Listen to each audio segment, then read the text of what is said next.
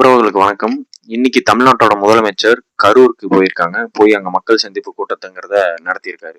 இந்த மக்கள் சந்திப்பு கூட்டத்துல முதல்வர் விஜய் அவர்கள் என்னென்னலாம் பேசியிருக்காரு அப்படிங்கறத பார்க்க போறோம். குறிப்பா கரூர் துயர சம்பவம், கடந்த ஆண்டு நடந்த கரூர் துயர சம்பவத்துல 41 பேர் மரணம் அடைஞ்சாங்க. அந்த விஷயத்தை பத்தி எல்லாம் முதல்வர் விஜய் அவர்கள் பேசியிருக்காங்க. அது என்னென்ன பேசியிருக்காங்க அப்படிங்கறத பார்ப்போம். முதல்வர் விஜய் அவர்களுக்கு ஒண்ணு நான் சொல்லணும் அப்படின்னு நினைக்கிறேன். என்ன அப்படின்னா, அவரு இந்த தமிழ்நாட்டோடைய முதலமைச்சர் அப்படிங்கிறது அவர் உணர்ந்து கொஞ்சம் அவர் அடுத்தடுத்த மேடைகள்ல பேசணும் அப்படின்னு கேட்டுக்கிறேன். தமிழ்நாட்டோட பிரச்சனைகள் இதை சார்ந்த இதெல்லாம் பேசணும் அப்படிங்கிறது தான் என்னோட வேண்டுகோளா இருக்கு. இந்த அவர் மேடையில பேசுறது எந்த ஒரு இதுக்கும் இல்லை, அந்த கேப்பை விட்டு பேசுறது, ஃபில்லிங் த பிளாங்க்ஸ் இந்த மாதிரி இருக்கிறதெல்லாம் பேசுறதுங்கிறது சரியா இருக்காது. ஒரு நாட்டோட முதலமைச்சர் அது பேசுறதுங்கிறது அழகா இருக்காது. நீங்க ஒரு கட்சி தலைவர் அப்படிங்கிற வரைக்கும் ஓகே. ஆனா இப்போ நீங்க தமிழ்நாட்டோட முதலமைச்சர் அப்படிங்கறத உணர்ந்து தெளிந்து பேசணும் அப்படிங்கறத ஒரு கோரிக்கையை வச்சுப்போம். அன்னைக்கும் சொன்னேன், இன்னைக்கும் சொல்றேன், நாளைக்கும் சொல்றேன், தில்லா சொல்லுவேன், கெத்தா சொல்லுவேன். பணமா ஜனமா அப்படின்னு கேட்டா என் ஜனம் தான் எனக்கு முக்கியம்.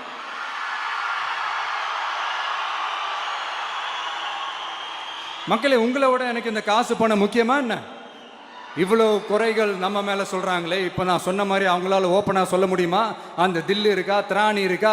ஒரு கிடையாது, ஒரு கிடையாது, ஒரு கிடையாது.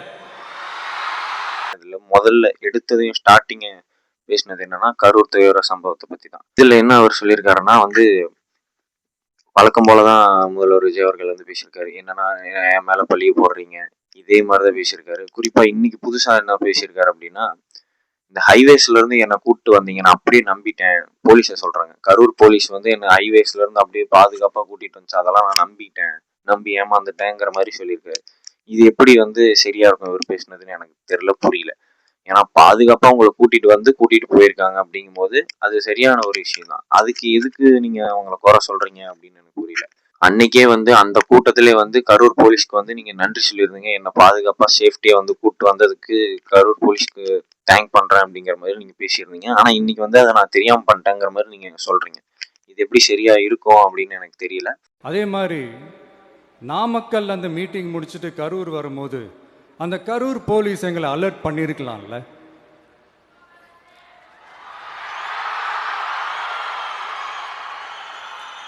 இல்லை சார், இங்கே எதிர்பார்த்ததை விட கொஞ்சம் கூட்டம் அதிகமாக இருக்குது, கண்ட்ரோல் பண்ண முடியல, வராதிங்க. அண்ட் போலீஸ் நினச்சா அவங்க அந்த மீட்டிங்கே கேன்சல் பண்ண. இப்போ டிஎஸ்பி கரூர் டவுன் டிஎஸ்பி நம்ம மேம்பாலத்திலிருந்து அந்த பேசுகிற இடத்துக்கு அவர் தான் அந்த டீமோட பேசி கூட்டு வந்திருக்கிறாரு. ஒரு அட்லீஸ்ட் 50 மீட்டர்ஸ் பிஃபோர் இந்த ஸ்பீக்கிங் பாயிண்ட்ல வச்சு பேசி சொல்லியிருக்கிறாரு, சரி இங்கே நிறுத்திக்கலாம், வேண்டாம் கூட்டம் ரொம்ப ஜாஸ்தியாக இருக்குது, இங்கே வச்சே பேசலான்னு சொல்லிட்டு. அதுக்கும் அந்த ஆர்கனைசர்ஸ் மறுத்துருக்காங்க, இல்லை நாங்கள் அந்த பாயிண்ட்டுக்கு தான் போகணும், இங்கேருந்து எங்களுக்கு கவரேஜ் நல்லா கிடைக்காது, இங்கேருந்து எங்களுக்கு சரியாக மைக் கேட்காது, சரியாக கேட்காது. ஸோ அதனால தான் அங்கேருந்து திருப்பி கொஞ்சம் கொஞ்சமாக அந்த வண்டியை கொஞ்சம் புஷ் பண்ணி க்ரௌடை கொஞ்சம் 2 செகண்ட் மூவ் பண்ணி கொண்டு வந்துருக்காங்க. அப்புறமேட்டு என்ன சொல்லியிருக்காங்க அப்படின்னா, நான் இந்த துயர சம்பவம் நடந்தப்ப நான் மன வருத்தத்தோட இருந்தேன், மன வெளியில இருந்தேன். அதை பார்த்துட்டு அது மன வெளியில வீட்டில் உட்காந்துருந்தேன். அதை பார்த்துட்டு என்ன ஓடி ஒளிஞ்சிட்டான் விஜய் அப்படின்னு சொல்றாங்க அப்படிங்கிற மாதிரி நீங்க பேசியிருந்தீங்க. உங்களை ஓடி ஒளிஞ்சிட்டான் அப்படின்லாம் சொன்னதுக்கு காரணம் என்னன்னா, நீங்க கரூர்ல ஒரு துயரம் நடந்துருச்சு, படிப்படியா செத்துக்கிட்டு இருக்காங்க. 10 பேர் செத்துட்டாங்க, 20 பேர் செத்துட்டாங்கன்னு கொஞ்சம் கொஞ்சமா செத்துட்டாங்கிற எண்ணிக்கைங்கிறது அதிகமாயிட்டே போகுது. நீங்க கரூர்ல இருந்து திருச்சி ஏர்போர்ட்டுக்கு போகும்போது உங்களை கேட்டாங்க, அப்ப நீங்க பதில் சொல்லாம பத்திரிகையாளர்களுக்கு பதில் சொல்லாம ஓடுனீங்க. இதெல்லாம் பார்த்துதான் நீங்க ஒரு ஃபேஸ் பண்ணல நீங்க அது அப்படிங்கிறது தான் உங்க மேல ஒரு குற்றச்சாட்டை ஒழிய உங்களை ஓடி ஒளிஞ்சிட்டான் அப்படின்னு உங்களை ஒரு இதுதான் சொல்லல. இப்படி ஒரு சம்பவம் நடந்துருச்சு, இது ஏன், எதனால, அதுக்கான பின்னணி என்னன்ட்டு அந்த வலியோட வீட்டில் உட்கார்ந்துட்டு இருக்கிறேன். ஓடி ஒளிஞ்சிட்டான்னு வர சொல்றீங்களா? வாயின்னு முன்ன இருந்தா என்ன வேணாலும் பேசுவீங்களா?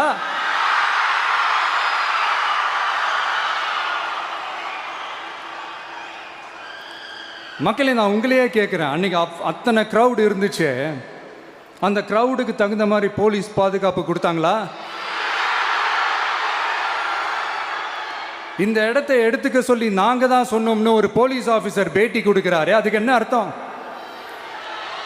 இவ்வளோ வலி, இவ்வளோ காயங்கள் கொடுத்துட்டு பழியை தூக்கி நம்ம மேலே போட்டுட்டு அதில் ஒரு அரசியல் ஆதாயம் தேடுறீங்களேயா? இதில் வாய் கூசாமல் சட்டசபையில் ஸ்டாலின் சார் நம்ம மேலே திருப்பி விட்டு அங்கே ஒரு அரசியல் செய்கிறாரு. அதுக்கு என்ன அர்த்தம்?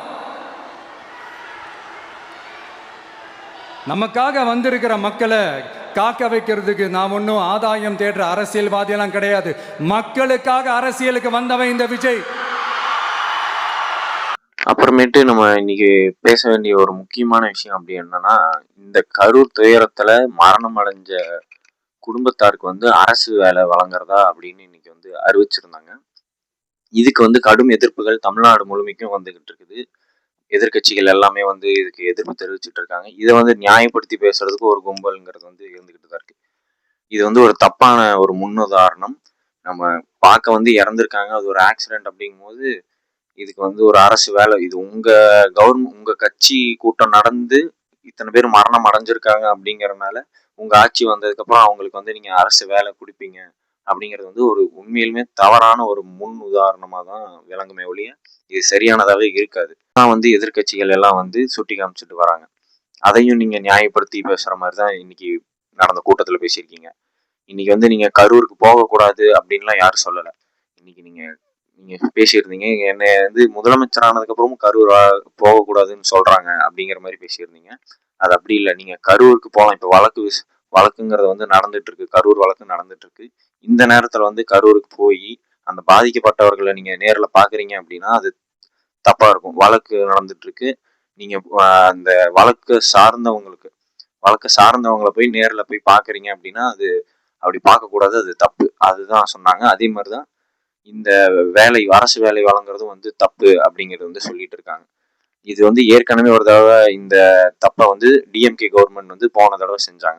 கள்ளச்சாராயம் குடிச்சு செத்தவங்களுக்கு 10 லட்சம் நிவாரணங்கிறது வந்து அன்னைக்கு இருந்த டிஎம்கே கவர்மெண்ட், ஸ்டாலின் முதலமைச்சர் அவர்கள் வந்து அறிவிச்சிருந்தாரு. அது தப்பு அப்படின்னு அண்ணன் சீமான் உட்பட எல்லாருமே வந்து பேசினாங்க. அதே மாதிரியான ஒரு செயல் தான் இன்னைக்கு நீங்க வந்து இந்த கரூர்ல நடந்த இறந்தவங்களுக்கு குடும்பத்துக்கு வந்து நீங்க அரசு வேலை கொடுக்கறது அப்படிங்கிறதும் போகும். 55 நாள், இந்த 55 நாள்ல வந்து நம்ம கவர்மெண்ட் வந்து சாதனை பண்ணியிருக்கு அப்படிங்கிற மாதிரி நீங்க பேசியிருக்கீங்க. என்னன்னா கேட்டா வந்து சிங்கப்பெண் சிறப்பு படை நாங்க அமைச்சிருக்கோம், இந்த வாரம் அண்ணா பிறந்த நாளைக்கு வந்து நாங்க தாய்மாமன் மோதிர திட்டத்தை வந்து கொண்டு வரோம் அப்படிங்கிற மாதிரிலாம் பேசியிருக்கீங்க.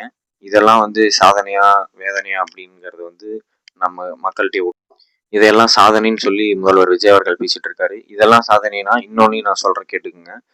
சேலத்துல வந்து 24 மணி நேரமும் தடையற்ற குடிநீர் வழங்கும் திட்டம்னு சொல்லி சுயஸ்ங்கிற ஒரு தனியார் நிறுவனத்துக்கு வந்து ஒப்பந்தம் கொடுத்துருக்கீங்க, டெண்டர் விட்டுருக்கீங்க. அப்படின்னா இது எப்படிப்பட்ட ஒரு நிர்வாகம் அப்படின்னு தெரியல. ஒரு தனியாருக்கு வந்து தாரை வார்க்கிறது தான் இந்த டிவிகேவோட கவர்மெண்டோட நிலைப்பாடா இருக்குமா அப்படின்னு தெரியல. ஏன்னா தண்ணிங்கிறது வந்து ஒரு அடிப்படை தேவை. அந்த தண்ணியை வந்து சுயஸ்ங்கிற வந்து ஒரு பிரைவேட் கம்பெனிக்கு வந்து கவர்மெண்ட் வந்து கொடுக்குது அப்படின்னா அது வந்து மிக மிக தவறான ஒரு விஷயம். அது உடனடியாக இந்த தமிழ்நாடு அரசு, தாவேக அரசு, முதல்வர் விஜய் அவர்கள் அதை திரும்ப பெறணும் அப்படிங்கிறது வந்து கேட்டுக்கிறோம். இதுவும் உங்க சாதனையா அப்படின்னு நமக்கு கேட்க தோணுது. இது தப்பு, இதையும் மாற்றணும். அப்புறம் இந்த கூட்டத்துல வந்து முதல்வர் விஜய் அவர்கள் பேசின முக்கியமான ஒரு விஷயம் என்னன்னா பார்ட்டி ஃபண்ட். இந்த பார்ட்டி வந்து டிஎம்கேவும் சரி ஏடிஎம்கேவும் சரி, அதாவது தீய சக்தி, தீர்ந்து போன சக்தி வந்து ஏற்கனவே இருந்தவங்க இதெல்லாம் வாங்கிட்டு இருந்தாங்க, இதுலதான் பெரும் ஊழல் நடந்தது அப்படிங்கிற மாதிரி விஜய் அவர்கள் பேசியிருந்தாரு. அது ஆமா ஏற்றுக்கொள்ள வேண்டிய ஒரு விஷயமா இருந்தாலும், ஆனா இப்ப ஆட்சியில இருக்கிற டிவிகே வந்து பார்ட்டி ஃபண்ட் வாங்கல அப்படின்னு கேட்டோம்னா அதுக்கு பதில் வருமானம் வராது. ஏன்னா இவங்களும் அவங்க வழியா தான் பின்தொடர்றாங்களே வழிய, திமுக அதிமுக அதோட வழியில தான் தாவேகாங்கிற கட்சியும் செயல்படுதே வழியும் இது ஒரு மாற்றம், உண்மையிலுமே மாற்றத்திற்கான கட்சியா செயல்படுதானா கிடையாது. இவங்களும் அவங்க வழியில தான் செயல்படுறாங்க. ஏன்னா இவர் வந்து இப்ப அதிமுக வந்து ஊழல் சக்திங்கிறாரு. ஆனா ஊழல் சக்தியில இருந்து வந்த இன்னைக்கு கரூர்ல 2 பேரை சேர்த்துக்கிட்டாரு. அதிமுகல இருந்து வந்த முன்னாள் அமைச்சர்கள் 2 பேரை வந்து இன்னைக்கு கட்சியில சேர்த்துக்கிட்டு அவங்கள வந்து மேடையில பேச விட்டு ரசிச்சு பார்த்துக்கிட்டு இருக்காரு. அப்படின்னா இவர் எப்படிப்பட்ட மனநிலை கொண்டவருங்கிறது வந்து நம்ம யூகிக்கவே முடியல. இவங்களும் வந்து இன்னொரு ஊழல் சக்தியா தான் இருப்பாங்க, இன்னொரு தீய சக்தியா தான், இன்னும் கொடுமையான தீய சக்தியா தான் இருப்பாங்களே ஒழிய இவங்க வந்து ஒரு மாற்றத்துக்கான தூய சக்தியா இருப்பாங்க அப்படிங்கறது வந்து நம்ப முடியல. இவங்க நடந்துக்கிற விதமும் செயல்பாடுகளும் அப்படிதான் இருக்குது. சும்மா சவால் விட்டுக்கிட்டு சீண்டி பார், நான் யார் தெரியுமா, தொட்டு பார், இப்படிலாம் பேசிக்கிட்டு இருந்தா வேலைக்கு ஆகாது. சும்மா பேசி பேசி பிரச்சனையை வளர்த்துக்கிட்டு யார் மேலே அது பழியை தூக்கி போட்டுட்டு அப்புறம் மக்களை அம்போன்னு தெருவில் விட்டுட்டு இப்படி தான் ஒரு அரசியல் பண்ணணும்னா அந்த அரசியல் நமக்கு தேவையும் இல்லை, அதை நம்ம செய்யவும் போகிறதில்ல. இறுதியா ரொம்ப நாளுக்கு அப்புறம் முதலமைச்சர் விஜய் அவர்கள் வந்து கரூருக்கு எப்படியோ போயிட்டாரு. ஆனா இந்த கரூர் இஷ்யூங்கிறத வந்து இன்னுமே அரசியலா தான் இவர் வந்து பாத்துக்கிட்டு இருக்காரோ அப்படின்னு தோணுது. அப்படிதான் இருக்காரு, பாத்துக்கிட்டு தான் இருக்காரு அப்படிங்கிறது தான். இப்ப இந்த தடவையும் வந்து என் மேல பழிய தூக்கி போடுறீங்க, அப்ப வந்து அந்த மாதிரி சதி பண்ணிட்டீங்கிறதே தான் தொடர்ச்சியா முதலமைச்சர் விஜய் அவர்கள் பேசிக்கிட்டே இருக்காரே ஒழிய, மக்களுக்கு உண்மையாலுமே அவர் மக்கள் கூட நிக்கிறாரா அப்படின்னா உண்மையாலுமே கிடையாது. இன்னைக்கும் இந்த கரூருக்கு போனதுக்கு பின்னாடி இன்னொரு தந்திரம் என்ன, இன்னொரு ஒரு சுய நோக்கம் என்ன அப்படின்னா, கரூர்ல விரைவில் இடைத்தேர்தல் வரப்போகுது. இந்த இடைத்தேர்தலுக்காக தான் இந்த கரூர்ல வந்து இந்த மக்கள் சந்திப்பை விஜய் அவர்கள் நடத்தியிருக்காங்க அப்படின்னு நம்ம பாக்குறோம். ஏன்னா இவங்க உண்மையாலுமே இந்த மக்கள் மேல வந்து அக்கறை உள்ளவங்களா இருந்தாங்கன்னா எப்பயோ வந்திருக்கலாம். ஆனா இன்னும் இவங்க இவ்வளவு காலம் தாமதம் பண்ணி கரூர்ல இருக்க முன்னாள் எம்எல்ஏஸ் வந்து, அதாவது இப்ப ஏடிஎம்கே எம்எல்ஏஸ் வந்து வாங்கி உள்ள போடுற வரைக்கும் அமைதியா ரெண்டு அவங்க 2 பேரும் வாங்கி போட்டதையும் அங்க இடைத்தேர்தல் இவங்க வரப்போகுதுங்கிறது கன்ஃபார்ம் ஆனதுக்கு அப்புறமேட்டு தான் இவர் வந்து பிரச்சாரத்தை இந்த இடத்துல, அதாவது மக்கள் சந்திப்பை வந்து நடத்துறாரு. அப்படிங்கும்போது இவங்க உண்மையாலுமே வந்து மக்களுக்கு ஆதரவா நிக்கிறாங்களா, மக்களுக்கு ஒண்ணுனா வந்து நிக்கிறாங்க. அதாவது இந்த கரூர் இஷ்யூ 41 பேர் இறந்ததுக்குமே வந்து அதை அரசியல் தான் பண்றாங்களே ஒழிய இவங்க உண்மையிலுமே மக்களுக்காக நிக்கல அப்படிங்கிறது வந்து நமக்கு தெளிவா தெரியுது. இதை தொடர்ச்சியா விஜய் அவர்கள் பண்ணிட்டு வர்றாரு. உங்க இறந்தவங்களுக்கு வந்து மரியாதை கொடுங்க அப்படின்னு தான் நமக்கு சொல்ல தோணுது. ஏன்னா அவங்கள குறைஞ்சபட்சம் அவங்க மதிக்க பழகுங்க. இறந்துட்டாங்க அவங்க, இன்னும் அவங்கள வச்சு அரசியல் பண்ணிட்டு தெரியுறீங்க அப்படின்னா எவ்வளவு கேவலமா இருக்கீங்க அப்படிங்கிறத நீங்களே பாத்துக்கங்க. நீங்க தமிழ்நாட்டோட முதலமைச்சர், நான் மறுபடியும் சொல்றேன், நீங்க தமிழ்நாட்டோட முதலமைச்சர். அதை வந்து தெளிந்து உணர்ந்து செயல்படுங்க அப்படிங்கிறது மட்டும் நாம சொல்லிக்க வேண்டியதா இருக்கு. நன்றி.